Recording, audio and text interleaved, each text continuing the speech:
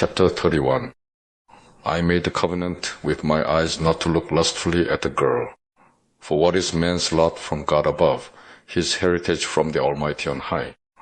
Is it not ruin for the wicked, disaster for those who do wrong? Does he not see my ways and count my every step? If I have walked in falsehood or my foot has hurried after deceit, let God weigh me in honest scales, and he will know that I am blameless. If my steps have turned from the path, if my heart has been led by my eyes, or if my hands have been defiled, then may others eat what I have sown, and may my crops be uprooted. If my heart has been enticed by a woman, or if I have lurked at my neighbor's door, then may my wife grind another man's grain, and may other men sleep with her. For that would have been shameful, a sin to be judged. It is a fire that burns to destruction. It would have uprooted my harvest. If I have denied justice to my menservants and maidservants when they had a grievance against me, what will I do when God confronts me? What will I answer when called to account? Did not he who made me in the womb make them? Did not the same one form us both within our mothers? If I have denied the desires of the poor, or let the eyes of the widow grow weary, if I have kept my bread to myself, not sharing it with the fatherless, but from my youth I reared him as would a father, and from my birth I guided the widow. If I have seen anyone perishing for lack of clothing, or a needy man without a garment, and his heart did not bless me for warming him with the fleece from my sheep, if I have raised my hand against the fatherless, knowing that I had influence in court, then let my arm fall from the shoulder, let it be broken off at the joint. For I dreaded destruction from God, and for fear of his splendor I could not do such things. If I have put my trust in gold or said to pure gold, you are my security. If I have rejoiced over my great wealth, the fortune my hands had gained, if I have regarded the sun in its radiance or the moon moving in splendor, so that my heart was secretly enticed, and my hand offered them a kiss of homage, then these also would be sins to be judged, for I would have been unfaithful to God on high. If I have rejoiced at my enemy's misfortune, or gloated over the trouble that came to him, I have not allowed my mouth to sin by invoking a curse against his life. If the men of my household have never said, who has not had his fill of Job's meat? But no stranger had to spend the night in the street, for my door was always open to the traveler. If I have concealed my sin as men do, by hiding my guilt in my heart, because I so feared the crowd and so dreaded the contempt of the clans, that I kept silent and would not go outside. Oh, that I had someone to hear me! I sign now my defense. Let the Almighty answer me. Let my accuser put his indictment in writing. Surely I would wear it on my shoulder, I would put it on like a crown. I would give him an account of my every step like a prince. I would approach him. If my land cries out against me and all its furrows are wet with tears, if I have devoured its yield without payment or broken the spirit of its tenants, then let briars come up instead of wheat and weeds instead of barley. The words of Job are ended. Chapter 32. So these three men stopped answering Job, because he was righteous in his own eyes. But Elihu, son of Barachel the Buzite, of the family of Ram, became very angry with Job for justifying himself rather than God. He was also angry with the three friends, because they had found no way to refute Job, and yet had condemned him. Now, Elihu had waited before speaking to Job, because they were older than he. But when he saw that the three men had nothing more to say, his anger was aroused. So Elihu, son of Barachel the Buzite, said, I am young in years, and you are old. That is why I was fearful, not daring to tell you what I know.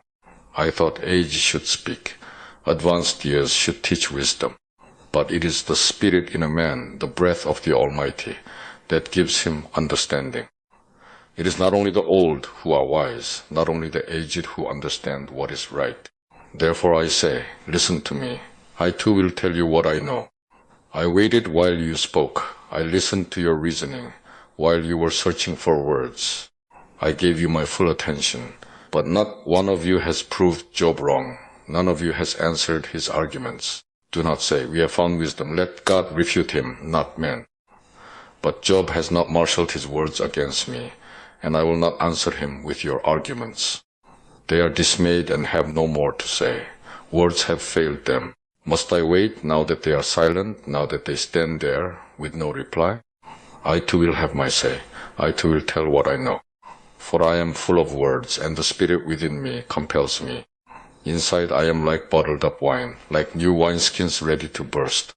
I must speak and find relief. I must open my lips and reply. I will show partiality to no one, nor will I flatter any man. For if I were skilled in flattery, my Maker would soon take me away. Chapter 33. But now, Job, listen to my words. Pay attention to everything I say. I am about to open my mouth. My words are on the tip of my tongue. My words come from an upright heart. My lips sincerely speak what I know. The Spirit of God has made me. The breath of the Almighty gives me life. Answer me then, if you can. Prepare yourself and confront me. I am just like you before God. I too have been taken from clay. No fear of me should alarm you, nor should my hand be heavy upon you. But you have said in my hearing, I heard the very words. I am pure and without sin. I am clean and free from guilt. Yet God has found fault with me. He considers me his enemy. He fastens my feet in shackles. He keeps close watch on all my paths. But I tell you, in this you are not right, for God is greater than man. Why do you complain to him that he answers none of man's words? For God does speak, now one way, now another, though men may not perceive it. In a dream, in a vision of the night, when deep sleep falls on men as they slumber in their beds, he may speak in their ears and terrify them with warnings, to turn man from wrongdoing and keep him from pride, to preserve his soul from the pit, his life from perishing by the sword. Or a man may be chastened on a bed of pain with constant distress in his bones, so that his very being finds food repulsive and his soul loathes the choicest meal. His flesh wastes away to nothing, and his bones, once hidden, now stick out. His soul draws near to the pit, and his life to the messengers of death. Yet if there is an angel on his side as a mediator, 1 out of 1,000, to tell a man what is right for him, to be gracious to him and say, spare him from going down to the pit, I have found a ransom for him. Then his flesh is renewed like a child's. It is restored as in the days of his youth. He prays to God and finds favor with him. He sees God's face and shouts for joy. He is restored by God to his righteous state. Then he comes to men and says, I sinned and perverted what was right, but I did not get what I deserved. He redeemed my soul from going down to the pit, and I will live to enjoy the light. God does all these things to a man, twice, even 3 times, to turn back his soul from the pit, that the light of life may shine on him. Pay attention, Job, and listen to me. Be silent, and I will speak. If you have anything to say, answer me. Speak up, for I want you to be cleared. But if not, then listen to me. Be silent, and I will teach you wisdom. Chapter 34. Then Elihu said, Hear my words, you wise men. Listen to me, you men of learning. For the ear tastes words as the tongue tastes food. Let us discern for ourselves what is right. Let us learn together what is good. Job says, I am innocent, but God denies me justice. Although I am right, I am considered a liar. Although I am guiltless, his arrow inflicts an incurable wound. What man is like Job, who drinks scorn like water? He keeps company with evildoers. He associates with wicked men. For he says, it profits a man nothing when he tries to please God. So listen to me, you men of understanding. Far be it from God to do evil, from the Almighty to do wrong. He repays a man for what he has done. He brings upon him what his conduct deserves. It is unthinkable that God would do wrong, that the Almighty would pervert justice. Who appointed him over the earth? Who put him in charge of the whole world? If it were his intention and he withdrew his spirit and breath, all mankind would perish together, and man would return to the dust. If you have understanding, hear this. Listen to what I say. Can he who hates justice govern? Will you condemn the just and mighty one? Is he not the one who says to kings, you are worthless, and to nobles, you are wicked? Who shows no partiality to princes and does not favor the rich over the poor? for they are all the work of his hands. They die in an instant, in the middle of the night. The people are shaken and they pass away. The mighty are removed without human hand. His eyes are on the ways of men. He sees their every step. There is no dark place, no deep shadow, where evildoers can hide. God has no need to examine men further, that they should come before him for judgment. Without inquiry, he shatters the mighty and sets up others in their place. Because he takes note of their deeds, he overthrows them in the night, and they are crushed. He punishes them for their wickedness where everyone can see them, because they turned from following him and had no regard for any of his ways. They caused the cry of the poor to come before him, so that he heard the cry of the needy. But if he remains silent, who can condemn him? If he hides his face, who can see him? Yet he is over man and nation alike, to keep a godless man from ruling, from laying snares for the people. Suppose a man says to God, I am guilty, but will offend no more. Teach me what I cannot see. If I have done wrong, I will not do so again. Should God then reward you on your terms when you refuse to repent? You must decide, not I. So tell me what you know.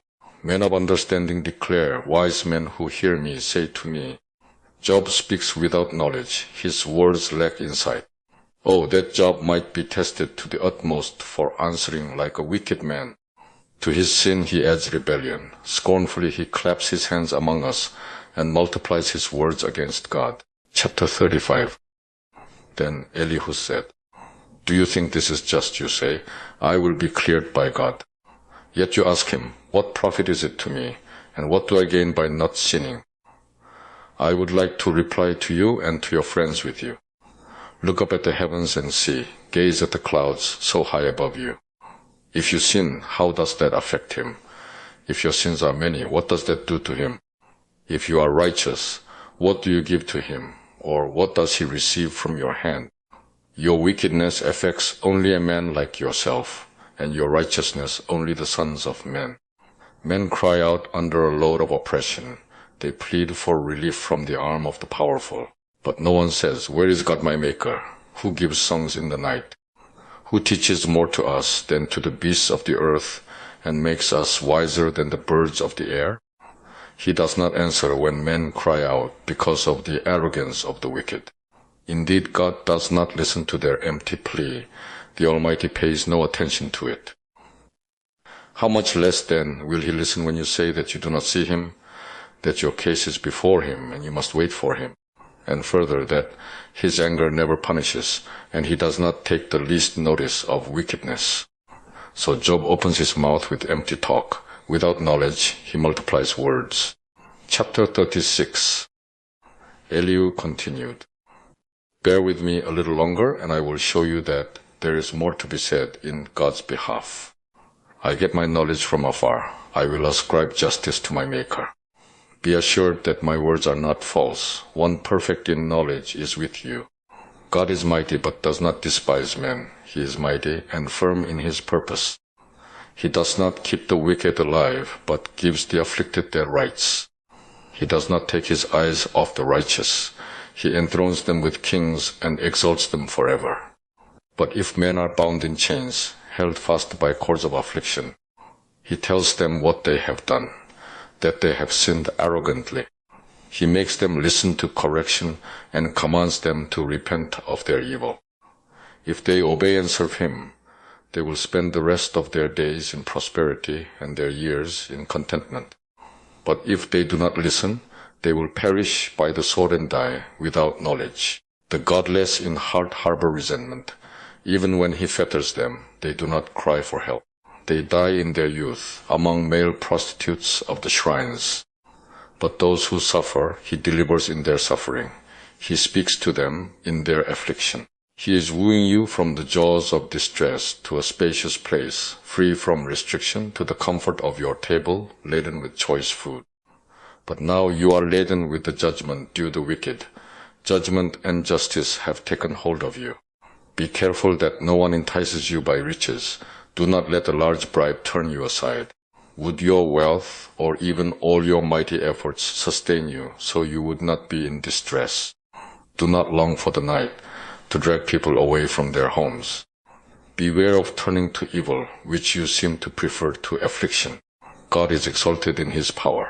Who is a teacher like him? Who has prescribed his ways for him, or said to him, "You have done wrong"? Remember to extol his work, which men have praised in song. All mankind has seen it. Men gaze on it from afar. How great is God beyond our understanding. The number of his years is past finding out.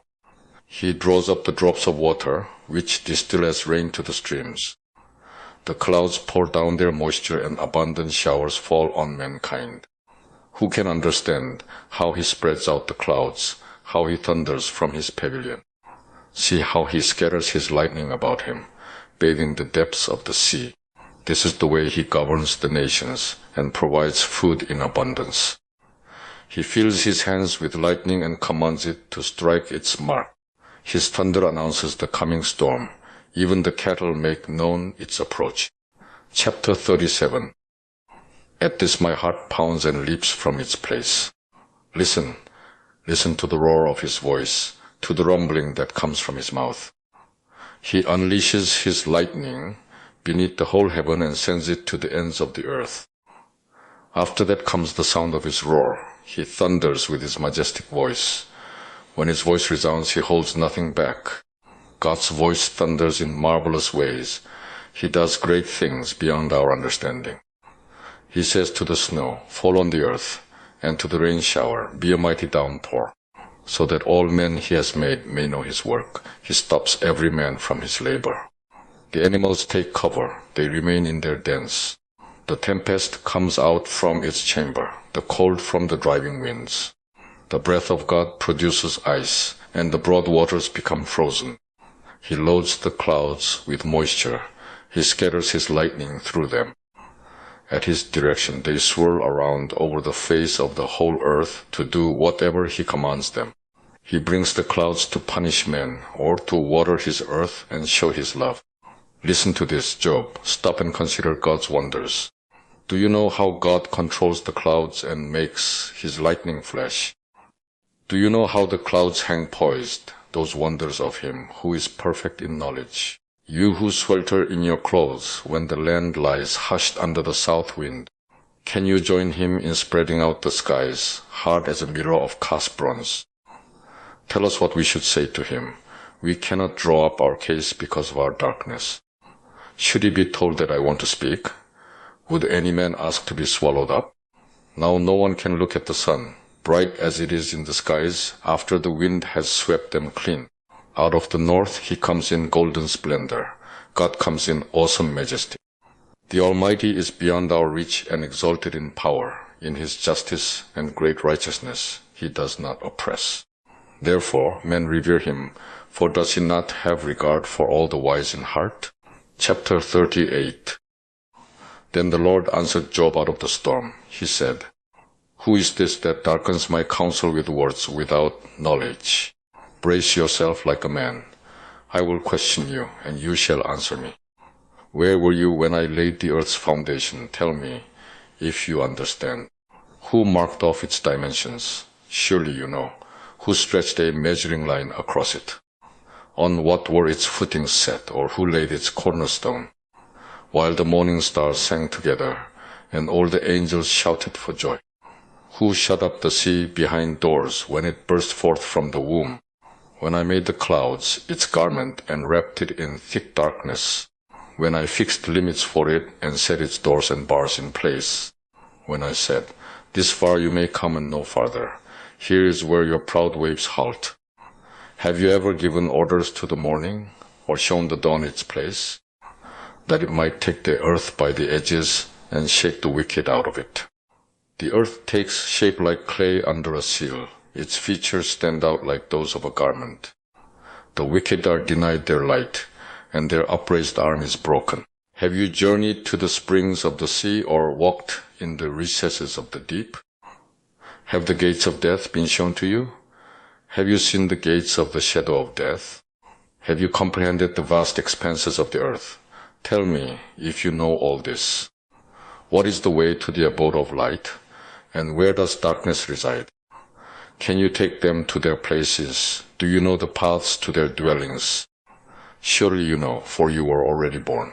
You have lived so many years. Have you entered the storehouses of the snow, or seen the storehouses of the hail, which I reserve for times of trouble, for days of war and battle?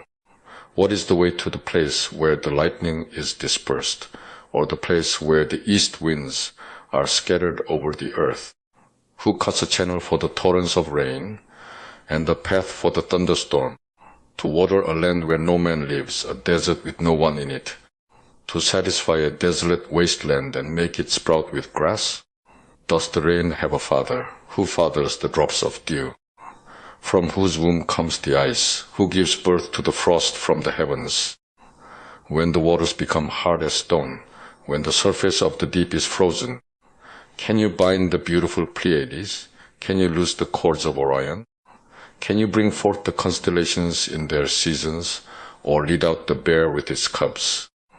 Do you know the laws of the heavens? Can you set up God's dominion over the earth? Can you raise your voice to the clouds and cover yourself with a flood of water? Do you send the lightning bolts on their way? Do they report to you, "Here we are"? Who endowed the heart with wisdom, or gave understanding to the mind? Who has the wisdom to count the clouds? Who can tip over the water jars of the heavens? When the dust becomes hard and the clods of earth stick together, do you hunt the prey for the lioness and satisfy the hunger of the lions, when they crouch in their dens or lie in wait in a thicket? Who provides food for the raven when its young cry out to God and wander about for lack of food? Chapter 39. Do you know when the mountain goats give birth? Do you watch when the dew bears her fawn? Do you count the months till they bear? Do you know the time they give birth? They crouch down and bring forth their young. Their labor pains are ended. Their young thrive and grow strong in the wilds. They leave and do not return. Who let the wild donkey go free? Who untied his ropes? I gave him the wasteland as his home, the salt flats as his habitat. He laughs at the commotion in the town. He does not hear a driver's shout. He ranges the hills for his pasture and searches for any green thing. Will the wild ox consent to serve you? Will he stay by your manger at night? Can you hold him to the furrow with a harness? Will he till the valleys behind you? Will you rely on him for his great strength? Will you leave your heavy work to him? Can you trust him to bring in your grain and gather it to your threshing floor? The wings of the ostrich flap joyfully, but they cannot compare with the pinions and feathers of the stork. She lays her eggs on the ground and lets them warm in the sand, unmindful that a foot may crush them, that some wild animal may trample them. She treats her young harshly, as if they were not hers. She cares not that her labor was in vain. For God did not endow her with wisdom, or give her a share of good sense. Yet when she spreads her feathers to run, she laughs at horse and rider. Do you give the horse his strength, or clothe his neck with a flowing mane? Do you make him leap like a locust, striking terror with his proud snorting? He paws fiercely, rejoicing in his strength, and charges into the fray. He laughs at fear, afraid of nothing. He does not shy away from the sword. The quiver rattles against his side, along with the flashing spear and lance. In frenzied excitement, he eats up the ground. He cannot stand still when the trumpet sounds. At the blast of the trumpet, he snorts. Aha! He catches the scent of battle from afar, the shout of commanders, and the battle cry.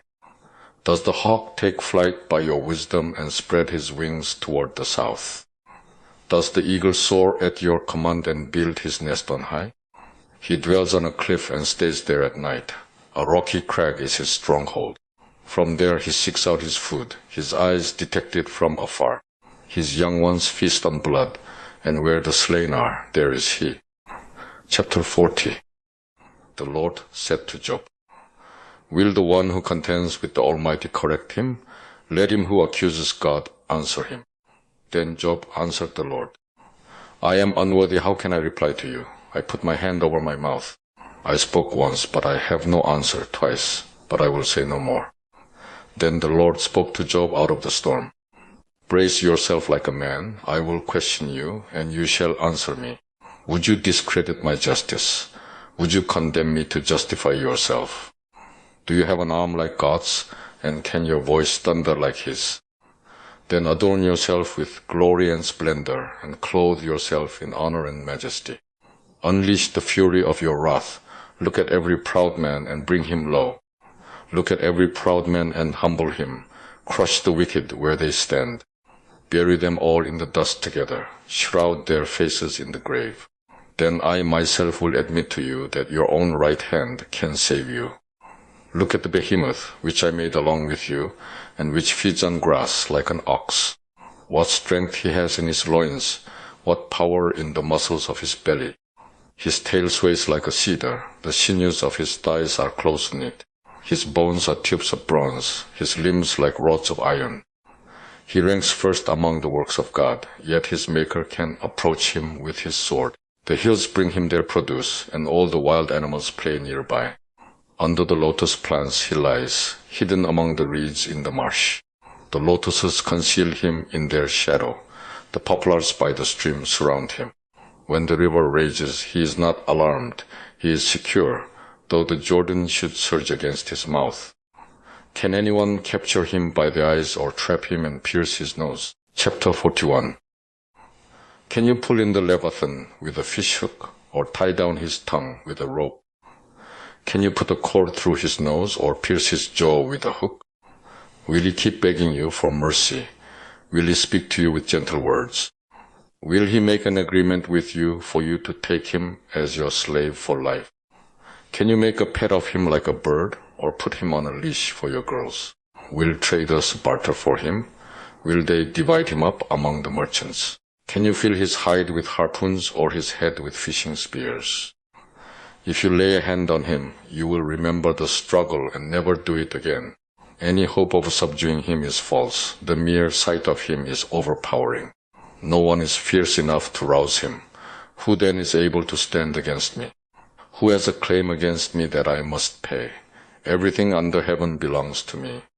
I will not fail to speak of his limbs, his strength, and his graceful form. Who can strip off his outer coat? Who would approach him with a bridle? Who dares open the doors of his mouth, ringed about with his fearsome teeth? His back has rows of shields, tightly sealed together. Each is so close to the next that no air can pass between. They are joined fast to one another. They cling together and cannot be parted. His snorting throws out flashes of light. His eyes are like the rays of dawn. Firebrands stream from his mouth. Sparks of fire shoot out. Smoke pours from his nostrils as from a boiling pot over a fire of reeds. His breath sets coals ablaze, and flames dart from his mouth. Strength resides in his neck. Dismay goes before him. The folds of his flesh are tightly joined. They are firm and immovable. His chest is hard as rock, hard as a lower millstone. When he rises up, the mighty are terrified. They retreat before his threshing. The sword that reaches him has no effect, nor does the spear, or the dart, or the javelin. Iron he treats like straw, and bronze like rotten wood. Arrows do not make him flee. Sling stones are like chaff to him. A club seems to him but a piece of straw. He laughs at the rattling of the lance. His undersides are jagged potsherds, leaving a trail in the mud like a threshing sledge. He makes the depths churn like a boiling cauldron, and stirs up the sea like a pot of ointment. Behind him he leaves a glistening wake. One would think the deep had white hair. Nothing on earth is his equal, a creature without fear. He looks down on all that are haughty. He is king over all that are proud. Chapter 42. Then Job replied to the Lord, I know that you can do all things. No plan of yours can be thwarted. You asked, Who is this that obscures my counsel without knowledge? Surely I spoke of things I did not understand, things too wonderful for me to know. You said, Listen now, and I will speak. I will question you, and you shall answer me. My ears had heard of you, but now my eyes have seen you. Therefore I despise myself and repent in dust and ashes. After the Lord had said these things to Job, he said to Eliphaz the Temanite, I am angry with you and your two friends, because you have not spoken of me what is right, as my servant Job has. So now take 7 bulls and 7 rams, and go to my servant Job, and sacrifice a burnt offering for yourselves. My servant Job will pray for you, and I will accept his prayer, and not deal with you according to your folly. You have not spoken of me what is right, as my servant Job has. So Eliphaz the Temanite, Bildad the Shuhite, and Zophar the Naamathite did what the Lord told them, and the Lord accepted Job's prayer. After Job had prayed for his friends, the Lord made him prosperous again, and gave him twice as much as he had before. All his brothers and sisters, and everyone who had known him before, came and ate with him in his house. They comforted and consoled him over all the trouble the Lord had brought upon him, and each one gave him a piece of silver and a gold ring. The Lord blessed the latter part of Job's life more than the first. He had 14,000 sheep, 6,000 camels, 1,000 yoke of oxen, and 1,000 donkeys. And he also had 7 sons and 3 daughters. The first daughter he named Jemimah, the second Keziah, and the third Keren Hepush. Nowhere in all the land were there found women as beautiful as Job's daughters. And their father granted them an inheritance along with their brothers. After this, Job lived 140 years. He saw his children and their children to the 4th generation.